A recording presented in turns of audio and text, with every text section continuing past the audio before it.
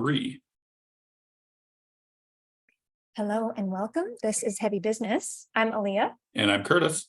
And today we are here with the old Drake of Evile. Oh. Thanks for coming on the podcast. Thanks for having me. How are you doing? Oh, great. Great now that I'm talking to you. Yay. How about yourself? I'm good. It's a bit later here, so I'm a bit tired. I've got 2 kids and we got them to sleep, and yeah, but I'm good. I'm awake. I'm here. Yes. Thank you for making this work with your schedule being in a totally different time zone from us. It's all right. Well, before we get into any more specific questions, I just want to ask you to do a general introduction of who you are, what you do, and the band, of course, that you're in. Okay. And maybe you can talk a bit about the new release as well. Sure. So I sing and play in a band called Evile from the UK. We play mostly thrash. We've been around since 2002. Wow. Yeah, that was a while. Yeah. And we just brought a new album out called The Unknown on Napalm Records, and it's really good. Yes, it is. Yeah, Love like it. You said, mostly thrash. So fans of that should definitely check it out if they haven't yet. What do you feel has been like sort of the major changes in this album as opposed to previous ones? So the biggest change on this, which diehards will realize, is the tempos have changed. We're mostly always either really fast or mid-paced. There's never been anything in between those things. So this album, we wanted to explore all the speeds and tempos that we've never touched. And it's not like we never didn't want to, it's just we never ventured there. So this one, it's exactly the same process as all the other Evil albums. It's just the tempo's notched down quite a bit of it, because the last album was completely fast. It was just speed throughout. And we just didn't want to do the same album again, so we just flipped it on its head and did the polar opposite, basically. And you said the songwriting process was basically the same, but what does that process look like? So we're a democratic band. Everyone can put anything in, ideas, riffs, say it's crap, say it's good. But it mostly falls to me to then obsess over everything and work on the structures, the riffs, the everything. So it's typically we have a seed of a song, which is usually a riff. I build on it a bit, and then I listen to it in my car while I drive to work and back 500, 600 times, and I let it get in there, and I listen over and over until something clicks, and I think, right, I know exactly what needs to change or delete or add. And it's that process for a very, very long time. And it's difficult, but I wouldn't have it any other way, because I really, really get down to the fine details about things. Well, how do you know when it's complete then? Well, it never is. I think you just accept that you can't put any more work into it. So I think I have this bizarre theory that people have laughed at me before for, but I know that Kirk Hammett has the same view, so I'm happy. It sounds stupid, but I believe a song in another universe is finished. It's completely finished, and I'm not writing the song. I'm trying to figure out what that song is.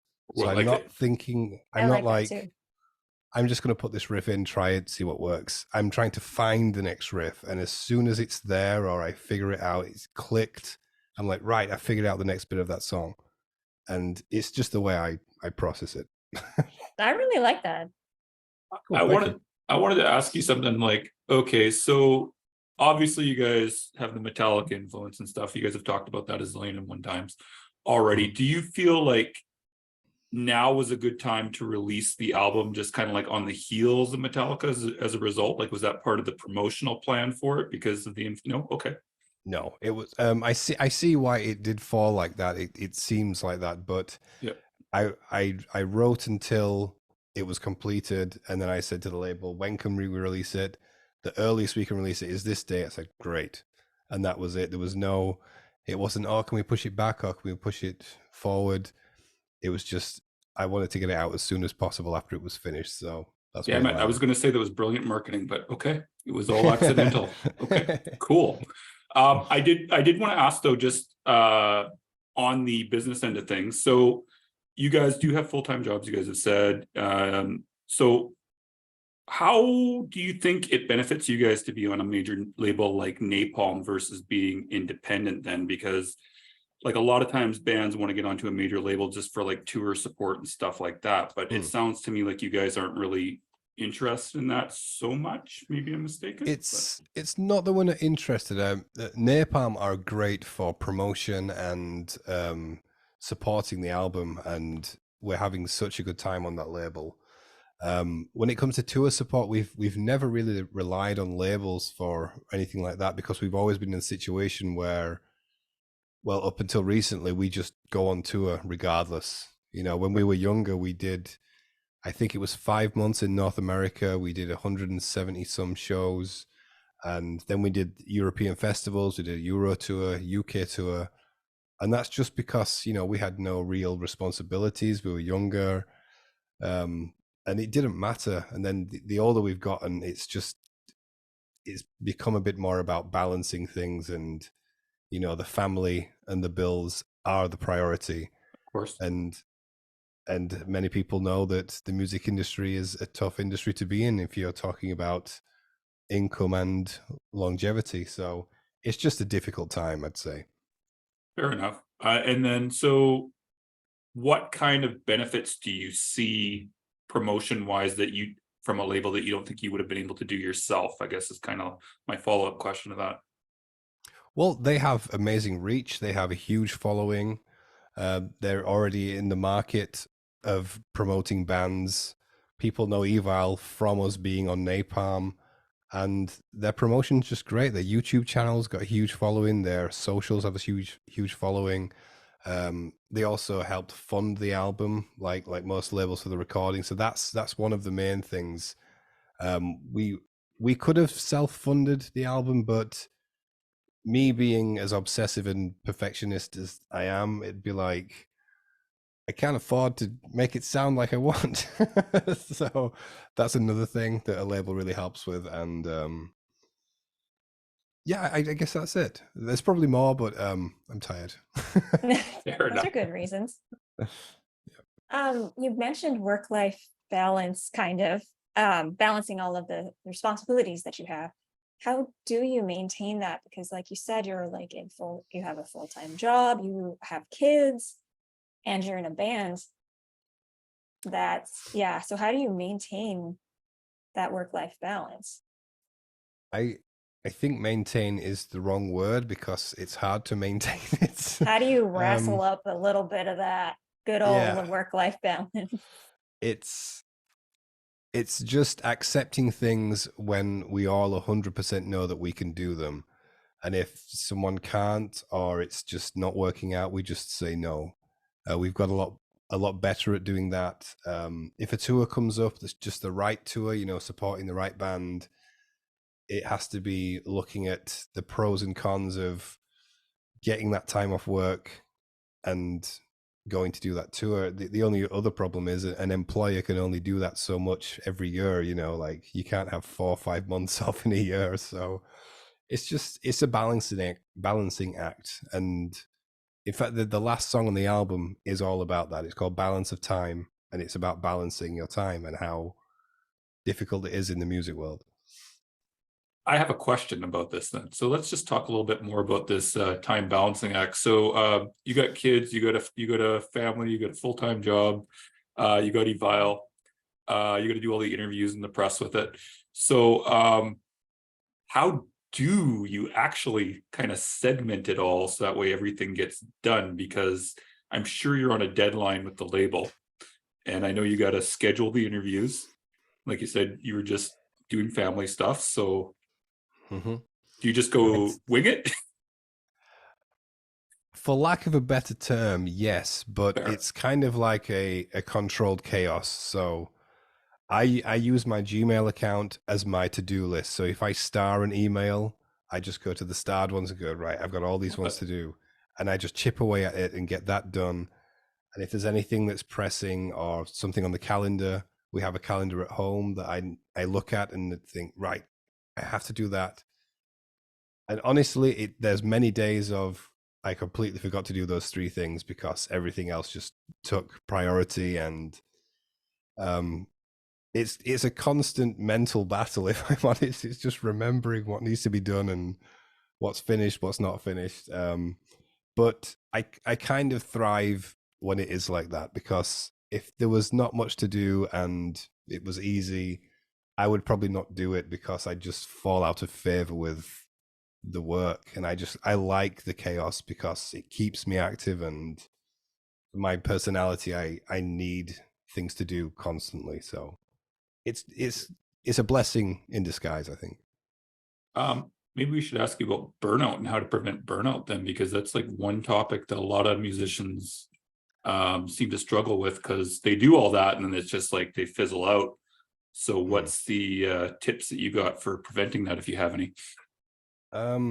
Before I had kids, I'd probably have a few, but now I have kids, it's more difficult because my time isn't my time anymore. It's theirs. And all I'd say is just finding my own time as much as possible, even if it's 15 minutes, just to sit in a room and just relax. And ironically, my way of relaxing is recording and playing guitar. So I guess it's just the goal changes with the music. So if I've done too much, I go on to something else. I'll play something like some old prog rock or something mellow and just wind down a bit. Or I'll even listen to some Frank Sinatra or Nat King Cole. It just winds me down. So I think just listen to something chilled out, just take a break and let your brain rest for a bit. Good tip. So back in the day, Evile had a bit of a break, 2013 to 2020-ish. What were some of the challenges and struggles encountered when you were getting the band back into the public consciousness when you came back from that? So I left the band in 2013. The band still went, but they didn't do any new music or they didn't tour much. When I came back in 2018, there was obviously a couple of years of writing some music, and I think the struggle was because of the 5 to 8 years of inactivity. Everyone thought Evile was gone, or we just stopped, quit, whatever. So it was difficult to get people to pay attention again. So I think that's the reason the comeback album was completely full on thrash, speed, aggression, and just to kind of let people know like we're back. But in the midst of all that, my brother, the original singer, left the band. So we had that crossover of and we just made the decision that instead of getting a new singer in, a brand new face, which is really hard to do in metal because people are very, you'll know, protective over their band members. So we just said, let's keep a familiar face. And so I did it. And I'm still not used to being that, but I'm getting there. But it was just. You sound great. Oh, thank you. Thank you. The last album was a bit more, I didn't know what I was doing. It was just, I recorded the demos and I could taste blood in my throat and I was like, this isn't good. So I went from the Cavalera shouting to more melodic stuff on this one. So yeah, it was just a challenge, just letting people know that we're back. And the good thing about social media and Spotify is that it's right there. It just comes up on people's phones. So yeah, social media really helped us out getting back. Do you run the band's social media account, or who does? All of us do, and we have a bit of help as well. But I try and stay on top of it. This isn't micromanaging. I just try and make sure like every day we're at least doing something and getting some content out there. Because when Adam joined the band, he's like 22. Mhm. we're 39, early Mhm. 40s. So he's taught us a few things. Like he joined the band and said, "What are you guys doing? That's not what you do on Instagram." I was like, "Oh, okay, sorry." So he's taught us quite a bit of how it's perceived now. So he even has a qualifications in marketing and social media. So it's really helped. What do you feel is the most important platform to be for that a band of your style should be focusing on, out of curiosity, if you have one? Um, I'm not sure. I'm not the biggest expert, but I have noticed that we get a lot of traffic through Instagram, and Spotify. You know, it's unavoidable that that's what people use. I use it myself just through necessity and ease. I just wish they'd pay the artists more fairly. Mhm. But I'd say Spotify, Instagram, TikTok's apparently becoming more important in music. Yep. Yeah, yeah, I guess them. Cool. I hate Okay. Facebook. I hate Facebook. Why? Like, I don't know. Let's hear the story. Every time I go on Facebook, so it's the people I think that are on there. If you're on Instagram, people are generally quite okay. There Yep. might be a few idiots, but if you go on Facebook, I just find that everyone is an idiot. All the comments are just like, like, I can't explain it. There's just a negative feeling as soon as I Negative open. vibes, yeah. Yes, Hmm. 100%. I Uh, just do not like Facebook. Have you been on Twitter, dude? Yeah, well, yeah. That's more entertainment value, Twitter. Fair. So, I find Twitter funnier. I find Facebook more shit. Fair. People are at least trying to be funny on Twitter. That's true. Yeah, It's true. part of the culture there. That's true. That's true. Yeah, Facebook is just responses being negative, putting people down, and Yeah. bullying, and it's just no. Fair And enough. there is horrible sides of Twitter, like yeah, really horrible. But Instagram and TikTok is okay for me. Fair enough. I have one more follow-up question on social media, Leah, before we go into the next one here. So, what do you feel has done the best for your band in terms of promotion on social media? Like, what type of post, if you know off the top of your head, like a reel, like a selfies, or like band pictures? Like, what do you think actually does the best for Evile as a band? I think reels definitely do better, but I've noticed that the reels that are completely unrelated to music or the band are the most popular. So we can put amazing effort into something that's mind blowing and incredible to play, and then we'll spend 3 seconds on a stupid idea of us being idiots in the rehearsal room, and that will get loads of views. Amazing. It's like people want to see just stupid hilarious stuff, and they technically don't want to see anyone play music. They just want to have a laugh, basically. I love So it. we try and balance the two and get the music in there as well. Perfect. Yeah, that's a challenge, I'm sure. The best thing is if you can combine humor with the music, I Yeah. think. But yeah, I think there's a lot of escapism there. People just want to laugh. True. I mean, we do in the band. We always have a laugh, even when we're playing live. We don't take ourselves that seriously. We always just mess around with each other, so it's cool. Going back to this talking about playing live and the struggle with touring when you're working a full-time job, do you think, did you guys always have that struggle, or do you think basically you're able to work that out now, but if you'd started out that way, would it have been more of a struggle? Yeah, I think we had the good fortune to have, like, when I was younger, I could live at my parents' house. We'd go on tour. It didn't matter. I could come back whenever, and there'd be a home there. There was no rent to pay. Same with everyone else. We just had somewhere to live. I remember our old bassist Mike had his own place, so he definitely had to pay a rent. But that's when it started slowly creeping in of, oh shit, we kind of need to make this much on this tour, or one person might not be able to pay rent. And then just the older we got, the more prevalent that became. So it was good in the olden days when money didn't matter, but it does now. Yeah. Yeah, I think it's really hard for people who are starting bands later on in life, that it's like really hard to get into a phase where you could ever tour like that if you're starting Yeah. later.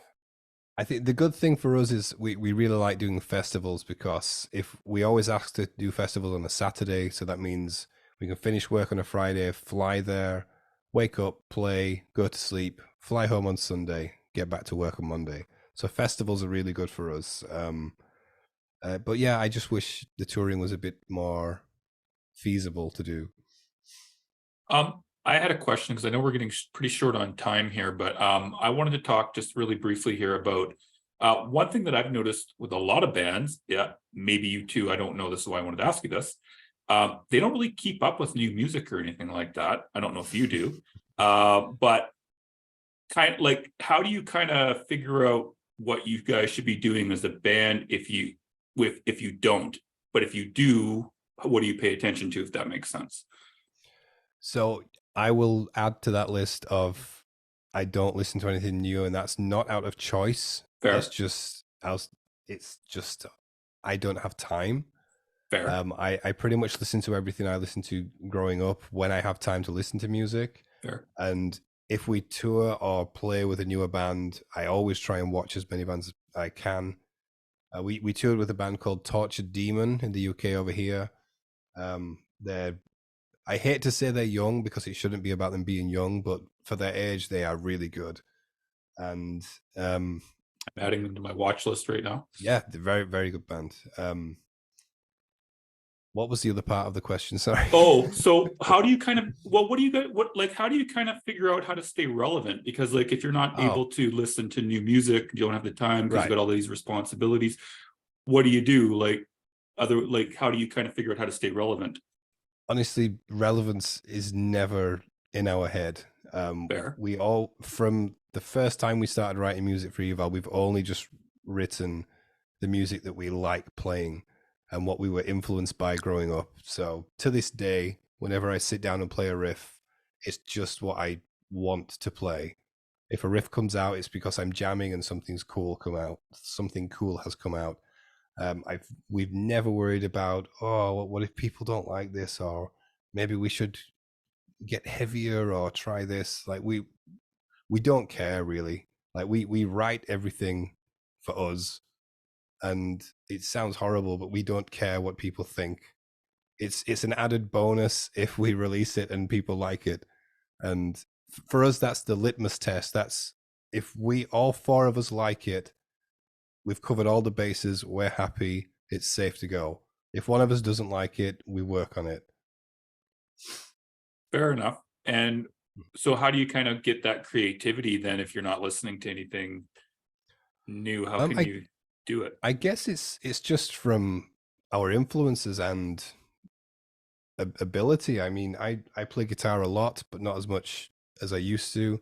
Yeah. And when I do listen to music, it's what I grew up loving. So I do check out new stuff if I have the time. Sometimes in the car, if Spotify comes up and says new album by so and so, oh, cool. Yeah.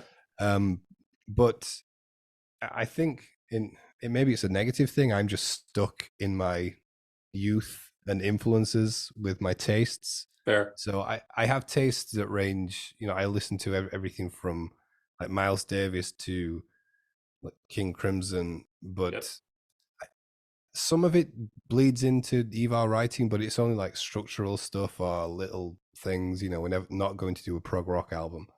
Fair enough. But yeah, I'm just quite open to everything, and that's what I fall into, just my natural tastes. Fair enough. Aaliyah, I have one more question before you wrap up, just so you know. I have one more question before I wrap up too. That's cool. No worries. No worries. No, you go first, Curtis.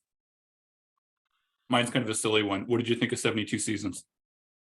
If you heard it. Okay, so the first time I heard it, full honesty, I thought, Say it. Didn't do anything. The second time I heard it, I thought, this is actually okay. And then the third time, it was the song Room of Mirrors. That's a good one. That it just blew me away. There's like a middle part that sounds like something out of like Castlevania from Nintendo, and then I listened to it with fresh ears again. And yeah, I did enjoy it. I did. The only thing that I didn't like was like the guitar tone. It's not very Metallica to me. It lacked a bit of yeah. But yeah, cool album. Very cool. Cool. You it took to you shorter than it did to me. It took me about 6 times before I finally went, this isn't a big piece of garbage, but anyway. It's a strange album. It is. But it's good, you know. How would you rank it in terms of comparing that to Hardwired to, for Self-Destruct, out of curiosity, before I let Aaliyah talk? I think I prefer Hardwired, but Same. that could be time. It could be, ask me in 2 years and it might be better. I don't know. Asking in 2 years when you do the next album cycle. I'm going to remember this. Yeah, true. Perfect. Well, I'm going to close this out with one more business question. And that is, being in the industry for as long as you have, what are the major differences you see in promotion now versus when you first started? I'd say the biggest difference is people's attention span has got a lot shorter. I somehow knew you were going to say that. If it's not cool within the first 1.5 seconds, it's gone. Back in the day, the MySpace days, I loved MySpace. You put your music on the page. Yes. People came to it, they listened, you commented, you talked, you could make your own website, basically. That's the biggest thing missing with modern social media. You can't have your song that will tell people about who you are by what you pick. And your top friends. Sounds old now. But yeah, I think people's attention spans are just shorter and they want more, which is kind of a paradox. It's like, which do you want?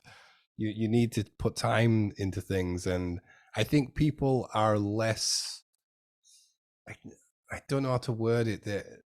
I think music is valued less these days. I think because it's so free now, people think you should just be happy that you're able to play music and people listen to it, and it's not that simple. They'll spend £8 on Starbucks, but they won't buy a CD. It's just, I think if you like a band, not just Evile, if you like a band, support them, buy their CD and the vinyl, buy a shirt. I think it goes a long way. And if people don't, bands are just going to stop doing what they do, and it'll just be the big bands left. Sad potential future. Before I wrap us up, do you want to tell people where they can pick up your album or any touring that is coming up for you? Yeah, we've got some UK and Ireland dates coming up. We're trying to get further afield, but as you can tell from this talk, it's difficult. We always try. Festivals are more likely, but please keep your eye out on our socials and all that stuff, MySpace. And you can get the CD and the vinyl from Napalm Records, Amazon. There's some UK indie stores that have like a red vinyl that's limited to, I think, 300 copies. Napalm have a limited run as well. And I think anyway, just Google Evile the Unknown and you'll probably find it. Very good. Very good. Well, thank you again for coming on the podcast. And thank you for having me. Of course. It's been a pleasure talking to you. It's been awesome. Thank you. Thank you. Thank you. Thank you very much. And everyone listening, thank you for listening. And until next time, make like a bull and throw those horns up.